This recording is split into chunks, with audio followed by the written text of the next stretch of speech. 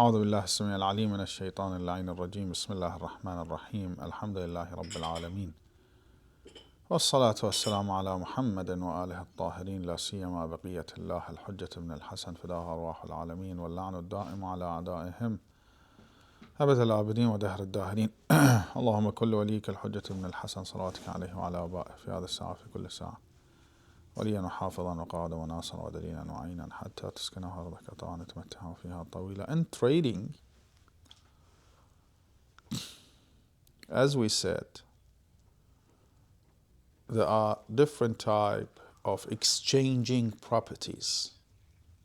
Sometimes you can exchange properties through what? Reconciliations and sulh. So reconciliations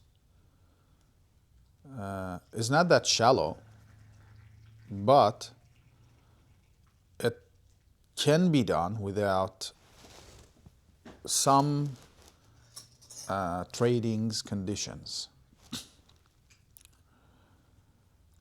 So probably sometimes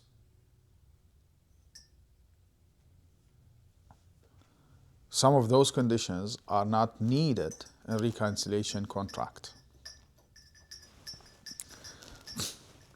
And as Ayatollah Sabzawari said, we don't need to define tradings, because sometimes we might make it even harder for people to understand it, because it's something that they know. And the Sharia is not here to define it, rather just to put some limitations.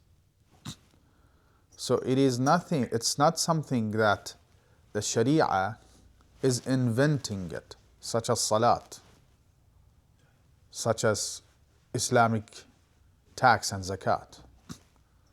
It's something that everyone knows, and Sharia only puts some limits. Why do we need to explain it to them, to define it to them? Well, they know that very well. As I mentioned, it's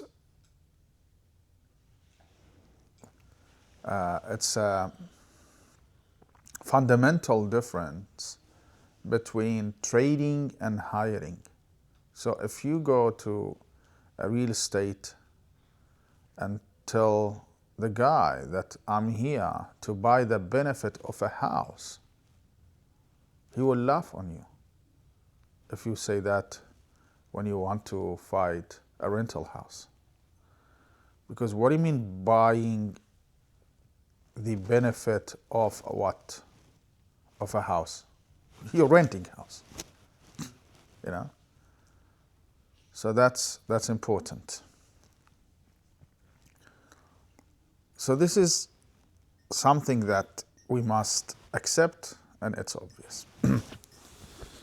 The second chapter that they bring, scholars bring in trading, is you have to somehow do any trades with appropriate phrases. For instance, one of the things that they bring, that can you buy before that person sell? So can I buy your phone? I'm buying your phone without you actually saying that I'm selling my phone. So can I say اشتريته before you say بعته? Some say yes, such as Sayyid Sabzawari. You say اشتريته and some other phrases, it's okay. Some say no. So any contract needs al-ijab wal-qabul, which means I'm making it and you're accepting it.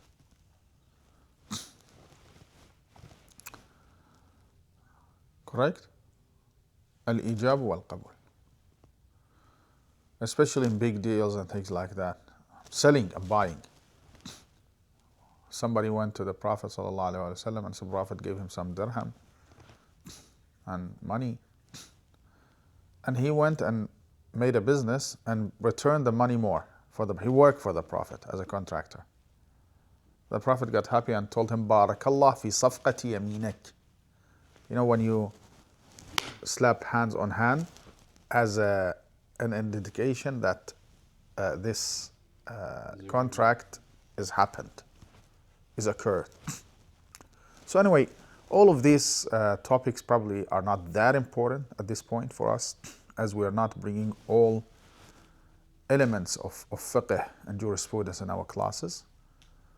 The other topic is, which is very sensitive and important, but has been resolved by recent scholars. The issue has been resolved fully. That should a bay'ah, trading, get occurred by wording, or it would be enough by action as well? So giving and taking. So for instance, if you enter a shop without talking, you give money, you take the product. Would that be considered as bay' or not? Why this is very important? Because we have some contracts that after you do the contract, you have the right to استرجاع شو يصير؟ refund it. Void it. Because I'm not obliged to continue with that. Such as wakala. So if I appoint you as my representative and you accept, that's good. But any time you can say, I'm not gonna represent you anytime anymore, and I cannot object. And here, between two brackets, there is a problem. When some people, anyway, let's not go that because that's a big topic. So, is this trading if you give money and take the product, or it's some other sort of exchanging properties? Because some say, because you have to do the bay'ah and selling using words, so if you don't do it using words, it's not bay'ah. So it's not what? You're not obliged to keep the contract. Correct? So what it is, as if you come here and you have the tea and you can drink it. If you don't drink it, you don't own it. So this is ibaha. So I'm giving you that to drink. Sometimes I'm giving you something, it's yours, but still there is some connection between me and that thing.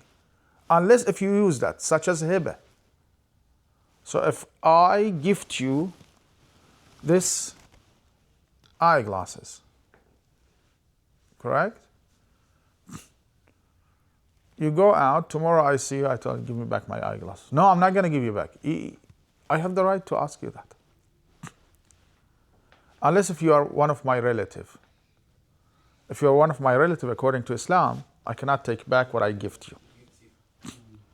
But if you take this, as long as it's been gifted to you, it's yours, you can sell it. If you sell it, I cannot tell you that give it back to me. So while it is there, I have the right, it's not nice, but I have the right to take it back. So functional trading or deeds trading, would that be considered as contract with verbal contract, which is lazim, which is unbreakable, or not? Big debate between scholars. Big debates, especially the old scholars and new scholars.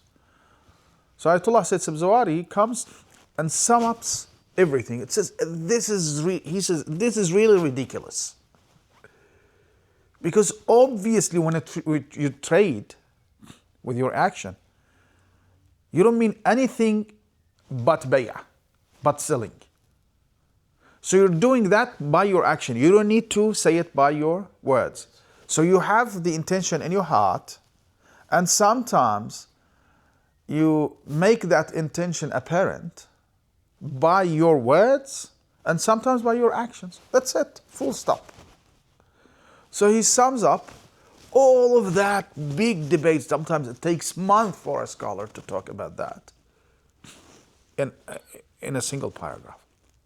So if you enter a shop, this is how it works practically. Exactly. This is exactly what Sayyid Sabzawari says. Sabzawari says that all people consider that as bay'ah, not al-ibaha tamlikiyya, as what do you call it? Gifting. Well, as in, if you don't say the words, it's ibaha tamlikiyya. Some say. It's like hiba. So what I'm trying to say is that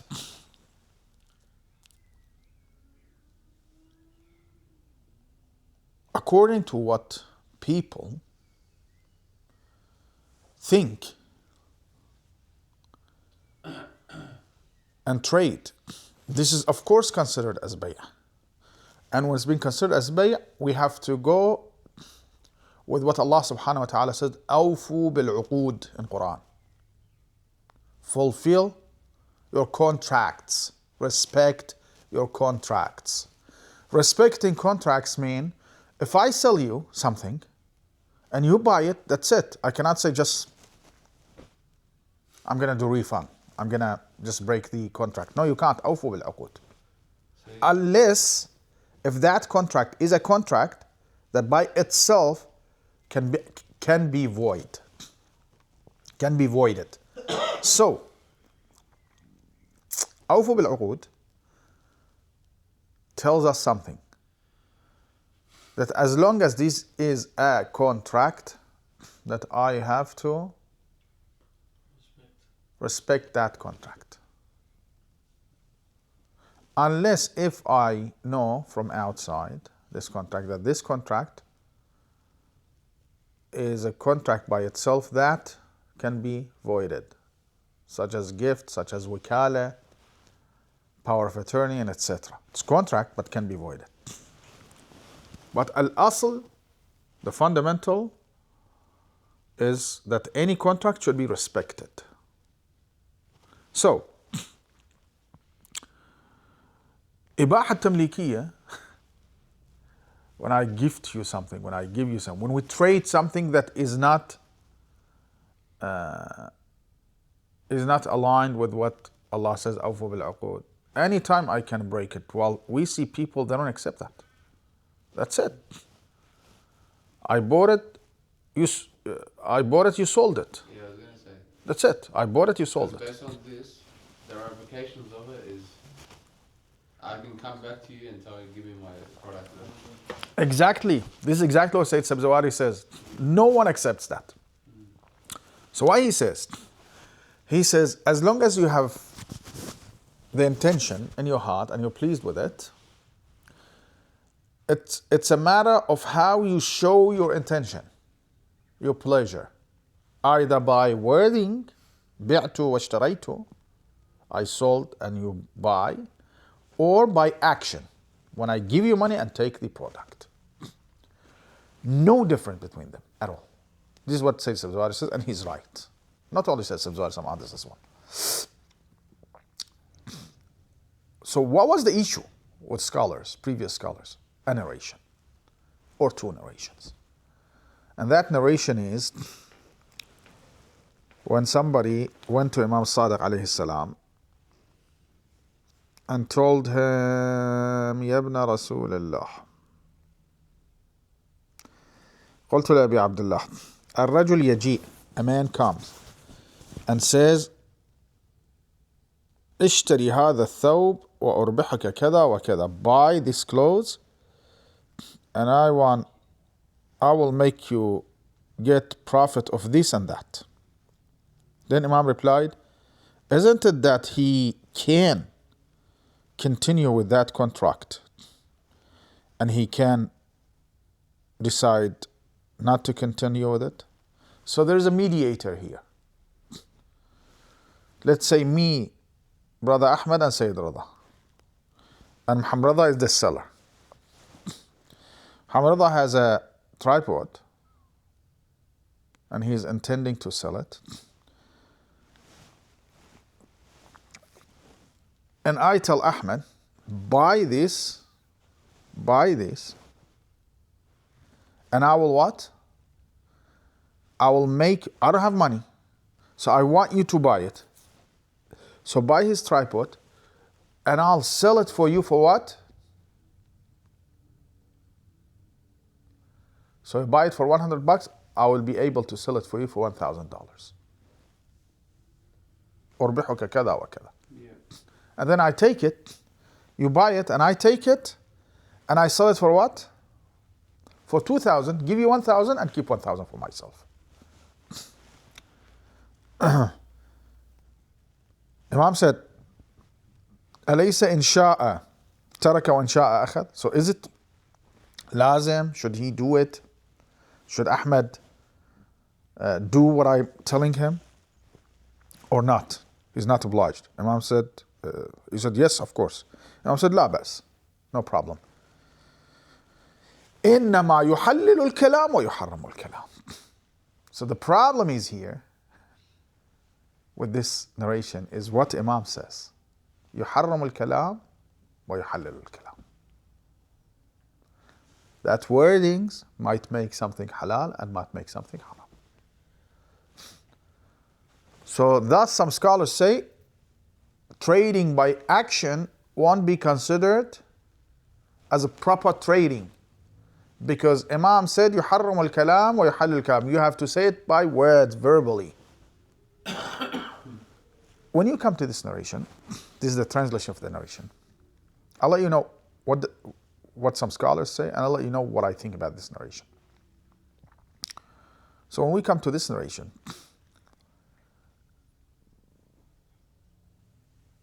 Ayatollah Sabzawari says that this narration is very vague. We don't know what does it mean. يحرم الكلام يحلل الكلام. What does that mean?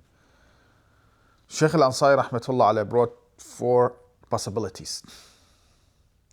Sayyid al-Khoy rahmatullah alayhi accept the second possibility of Sheikh Murtada al-Ansari.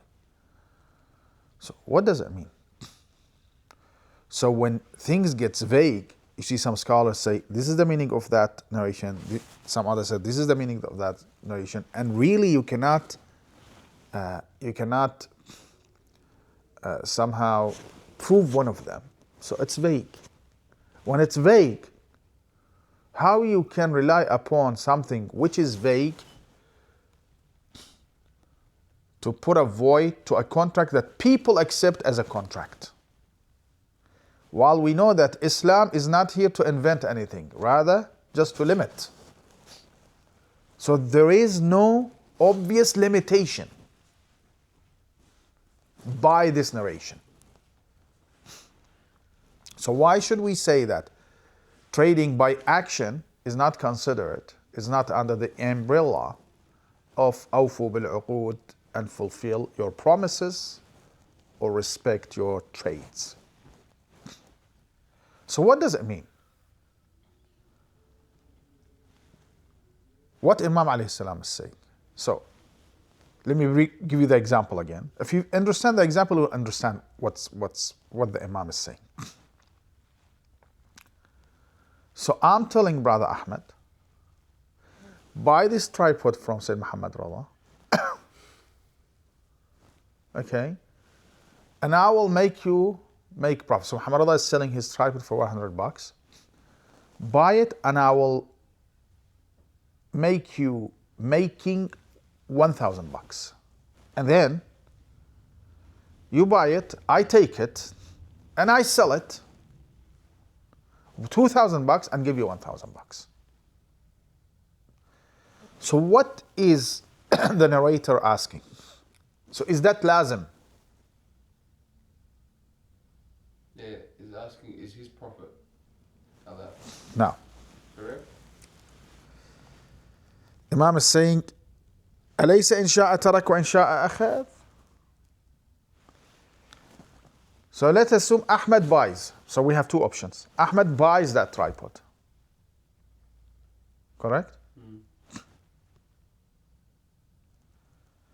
Is Ahmed obliged to give me that product or not? No. Exactly. And let's assume Ahmed decides not to buy that product. Is there any problem? No. Exactly. So if Ahmed buys it, it's him. It's not mine. Then he can come to me and under new contract, sell it to me or come to negotiate with me. Correct? And he can keep it for himself and he can avoid buying it. This Imam said, is he obliged to give it to you? In sha'a fa'al, or buy it? He said no. He said that there is no contract. إنما يحلل الكلام ويحرم الكلام. What you said won't bring any liabilities to anybody. You only said that. Because your saying is not a contract. You're proposing something. So kalam, the kalam that you said, إنما يحرم الكلام ويحلل الكلام. The kalam that you said doesn't have any indication that he must do it. Or must, if he does that and buys it, there is no indication that he must sell it to you. So this is exactly what Imam's saying. The kalam itself doesn't show anything that such contract is occurring. Because after you say that, he has the right to not to buy it, and he has the right, if he buys it, to not give it to you. So إنما يحل الكلام ويحرم الكلام. And Imam is not saying that only wording or contract by word is a valid contract. Rather, saying the kalam that you said doesn't take you to that stage. Doesn't take you to the stage of contract. That's something you said. The kalam should have an indication. Let me bring that as Sayyid al-Khawa'i, rahmatullah alayhi, Ayatollah al-Khawa'i did. I think he brought that to aqd contract. So if you say the aqd, for instance, aqd al-mut'a, without saying the period, some say it's void, some say it will occur as a what? Permanent marriage. I think Ayatollah Sistani says it's going to be void. Some others say no, it's going to be considered as a permanent marriage. And why said Sistani says it's void? Because what you were intending is different. What those others say, probably we have some narrations as well, that what you're saying is what you're saying. It's a big problem, to be honest. That's a big problem. Yeah, it is a big problem. Because when you want to avoid it, Yeah. For a man can void it easily because he can divorce, but for a woman, it's going to be very hard. So it's about intention. ما قصد, they call that ما قصد لم يقع وما وقع لم يقصد. Whatever occurred was not intended, and whatever is intended is not occurred. For instance, I'm trying to what? Rent you my house, and you come and buy it from me. So what I was saying, what I was intending to sell you my house. Yeah, you can. That's not to rent you my house. Cheap, man. Cheap, $1,000. Take it. So you tried to buy it from me. I was trying to rent it to you. ما قصد لم يقع وما وقع لم يقصد. Whatever occurred wasn't intended by me. This is a qaida. This is fundamental, and it's a nice qaida, to be honest. ما قصد لم يقع وقع. They have too many nice things. So ما قصد لم يقع. Another qaida I'm going to explain. So let's move and then explain to you some qawaid. It's very nice. So this narration is talking about that level. So kalam should be what? have the indication to that, but you don't have that indication. So there is no contract. You're proposing something. You're telling him, suggesting to him. So basically, So it's not what some thought, that this narration is banning any types of contract unless if it's verbal. It's not like that. so they're basically saying that it's like marriage contracts. There has to be a sliga. Every other contract has to have a sliga. No, marriage is different. Marriage we But have. Isn't it a contract? Yes, it is a But contract. Isn't that what they're trying to say? Yeah, we have, and not this is something in marriage contract. We have narration saying that it should be done verbally. Yeah, but for their understanding, those who say it has to be a sliga, to be a aqd, Yeah, like marriage. like marriage. Yeah. They say all types of contracts should be done verbally. But our scholars say, the vast majority of our scholars nowadays say that aqd, the marriage contract is different because we have narrations. And as we said, if we have very clear narration saying only selling and buying only will occur by saying, we'd accept that. But this narration is vague. But when we go to marriage contract, we have narrations, and it's ihtiyat, then we accept it. So far, this is what we reached. What we reach is what? That any contract can be done either verbally or by action. And those contracts are respected by Islam. And when we say respected by Islam, it means that if people believe that this contract is a strong contract that cannot be you cannot make any refund, for instance. Nowadays, when you buy from shops, there's agreement between you and shop. You can make refund if you have the receipt. This is called Bab al-Iqala, and it's mustahab. If you have the receipt, and if you bring it properly without unboxing it, and if you do it, let's say in a month time, they will refund it. So this is like conditions of the contract. Yes, conditions of the contract. So what I'm trying to say, what scholars say, recent scholars, is correct. Full stop, we finished that topic. The other topic, ما قصد لم يقع وما لم يقع لم يقصد. This is a very nice phrase. Whatever was intended did not occur. Whatever occurred was not intended. This is important. So if you are intending to sell or to rent, but that person bought it, somehow some mistakes happen, that aqd is void. Because what we were intending, so verbal things or sayings should show what you think, should make that apparent. So if there is any inconsistency between what you say and what you want, then that would be void. This is the first thing. Another قاعدة that they bring, ما يضمن بصحيحه يضمن بفاسده وما لا يضمن بصحيحه لا يضمن بفاسده. And this is nice as well. Any contract that you have ضمان, you have guarantee that you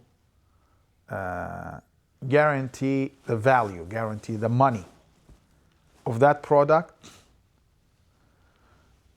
If you do so, if you do that contract, and then you realize it was void, then you have dhaman somehow, some sort of dhaman, and assurances that you have to give that person. So any dhaman, invalid aqd, the invalid aqd should have the same dhaman. وَمَا لَا يُضْمَنُ بِصَحِيحِهِ لَا يُضْمَنُ بِفَاسِدِهِ. But if any contract doesn't have any ضمان in itself, because even Sahih one, so the fasid one doesn't have ضمان as well. This is, I'm going to explain later probably. Can you give But me this, an example? I have to give you an example because it's a little bit complicated. Warranties and guarantees. The other قاعدة they bring, it's بدل الحيلولة. بدل الحيلولة. So if I damage your car, I have to pay you. But if I take your ring and lose it, and the ring get lost, should I pay you? No. Exactly, I have to pay you. Not because that was demolished, but because what? You don't have that. That product is not within your reach. This is called بدل الحيلولة. I have to give you the money because there is distance between you and using your ring, for instance, your product. So they have too many of that. Actually, this came from Sunnis, بدل الحيلولة, this phrase. And Ayatollah Al-Khoy doesn't accept that. بدل الحيلولة. Yeah. Etc. صلى الله على محمد وعلى الطيبين الطاهرين. اللهم صل على